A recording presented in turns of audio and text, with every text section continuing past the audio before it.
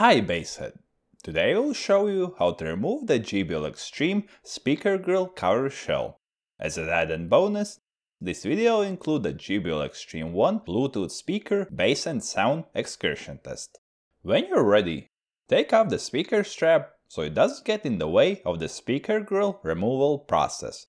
To remove the JBL Xtreme speaker grill itself, you need to get two screwdrivers from your grandfather's manicure bag, a flat one and a Phillips head screwdriver. Then, find where the front of the speaker is. It's where the logo is. You need to know this, because with the flat screwdriver, you'll have to gently break off the opposite side, or the back side. Insert the flat screwdriver through the slot and break it open. Do this at both ends.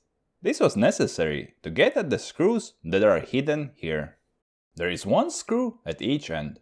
Take a Phillips screwdriver and screw it open. The main thing is not to lose both screws, because you'll need them if you ever want to put the speaker grill back on. Once you got both screws out, all you have to do is remove the cover shell. It's like peeling pomelo fruit. Take off the JBL peel. You can't really damage anything here. Many people have asked if removing the speaker grill like this affects the splash proof. No and no. Putting on cloth socks doesn't make you Aquaman. The JBL Xtreme 1 is not waterproof, just splash proof, which means you don't have to worry about rain or spills. But for now though, this portable JBL speaker bass excursion test without grill. Enjoy!